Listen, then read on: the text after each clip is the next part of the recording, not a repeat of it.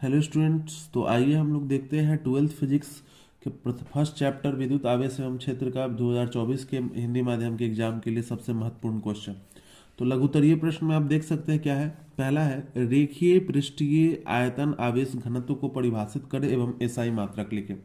यानी कि ये तीनों जो आयतन आवेश घनत्व मतलब तीनों जो आवेश घनत्व होते हैं उनको परिभाषित करें और एसआई मात्रक लिखें। दूसरा है, विद्युत क्षेत्र की तीव्रता से आप क्या समझते हैं, इलेक्ट्रिक फील्ड इंटेंसिटी जिसको आप लोग कहते हैं। तीसरा प्रश्न है, विद्युत आवेश के दो गुणों को लिखें और वो दो गुणों में किस गुण को दो को लिखना है, एक आवेशों का क्वांटीकरण और दूसरा आवेशों का संरक्षण का सिद्धांत वाला लिखना है। चौथा है, दो समान बिंदु आवेशों के निकाय के कारण विद्युत क्षेत्र के बल रेख की रेखाएं खींचे। यानी कि दो प्लस चार्ज लेना है और उसके कारण बल रेखाओं को खींचना है, जो लाइंस होते हैं खींचते हैं हम लोग। पांचवा है, विद्युत क्षेत्र की बल रेखाएं एक दूसरे को नहीं काटती है, क्यों क्यों नहीं काटती है विद्युत बल रेखाएं एक दूसरे को, इसका आंसर लिखना है। छठा है कि विद्युत फ्लक्स को परिभाषित करें, इसका एसआई मात्रक लिखें, यह भी एक महत्वपूर्ण प्रश्न है।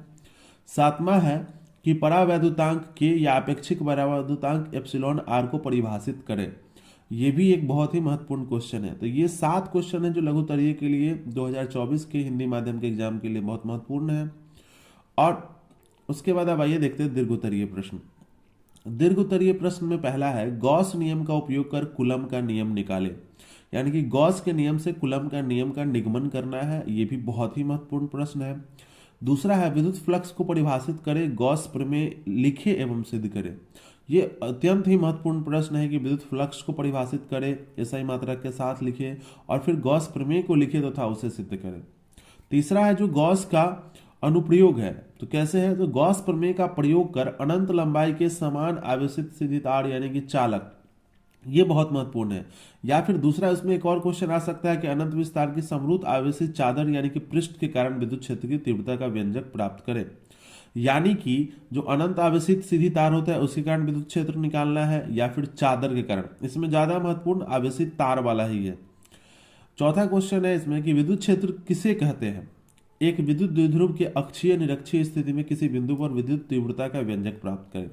यानी कि विद्युत क्षेत्र की परिभाषा लिखनी है इस क्वेश्चन में, और अक्षीय यानी कि एक्सियल में किसी बिंदु पर या निरक्षीय यानी इक्वेटोरियल में किसी बिंदु पर विद्युत क्षेत्र की तीव्रता का व्यंजक प्राप्त करें।